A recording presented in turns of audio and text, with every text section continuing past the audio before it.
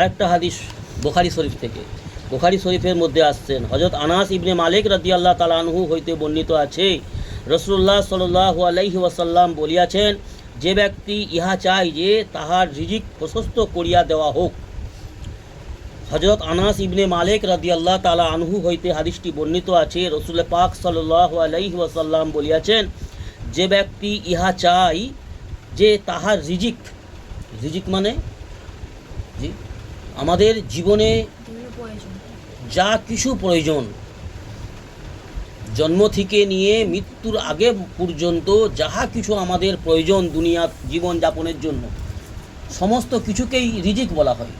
আর সমস্ত দায়িত্ব আল্লাহর হাতে, সমস্ত রিজিকের দায়িত্ব আল্লাহর হাতে। প্রত্যেকটা মখলুকের রিজিকের দায়িত্ব আল্লাহ নিয়েছে, তো আমাদের তো অবশ্যই নিয়েছে, তাই না?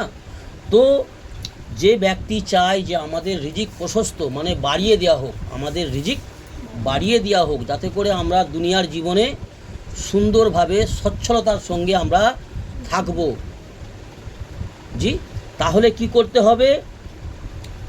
যে ব্যক্তি চায় তাহার রিজিক প্রশস্ত করিয়া দেওয়া হোক এবং তাহার হায়াত দীর্ঘ করিয়া দেওয়া হোক। আমাদের যে ব্যক্তি চায় যে আমার রিজিক বৃদ্ধি করে দেওয়া হোক আর আমাদের হায়াত বৃদ্ধি করে দেওয়া হোক, এইটা তো আমরা সকলেই চাই, কিন্তু সকলেই চাই কিন্তু গাড়ি যাও, সকলেই চাই কিন্তু আমরা আমল করি না। আমরা চাই কিন্তু আমরা যে পথে চললে, যেই কাজ করলে আমরা পাবো, সেই কাজটা আমরা করি না।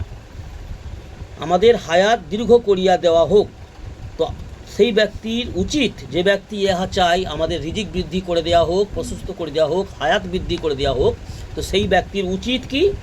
সে যেন নিজ আত্মীয় স্বজনের সহিত সম্পর্ক বজায় রাখে। কি করতে হবে? আত্মীয়দের সহিত সম্পর্ক বজায় রাখতে হবে, সম্পর্ক ছিন্ন করা যাবে না। সম্পর্ক বজায় রাখো। যদি অন্যায়কারী হয়, যদি নাফরমান হয়, যদি বেদিন হয়, যদি জালিম হয়, যদি আল্লাহর নাফরমান হয়, তাদের সঙ্গেও আত্মীয়তা রাখো, কিন্তু উদ্দেশ্য কি হবে?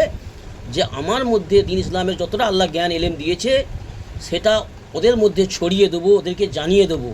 আর আমার মধ্যে যে দ্বীন ইসলামের জ্ঞান নেই, যতটা নেই, আমার থেকে যারা বেশি জাননেওয়ালা আছে তাদের কাছ থেকে আমি দ্বীন ইসলামের জ্ঞান হাসিল করব। এই উদ্দেশ্য নিয়ে আত্মীয়দের সঙ্গে আত্মীয়তা বজায় রাখা এবং তাদের সঙ্গে প্রয়োজনে মেলামেশা উঠা বসা করতে হবে। কথা বুঝে আসছে? আর আমরা কি করি? আত্মীয়তার সঙ্গে মিলতে যেয়ে, আত্মীয়তা বজায় রাখতে গিয়ে আমরা নিজেদের যতটা দ্বীন ইসলামের জ্ঞান এবং আমল যতটা করি সেটাকেও আমরা ছেড়ে বসি। এটা হচ্ছে আমাদের মধ্যে ভ্রান্তি, আমাদের দুর্বলতা। আল্লাহ আমাদের দ্বীন ইসলামের সেই বুঝ দান করুন, সেই ইলম দান করুন। আল্লাহুম্মা আমিন।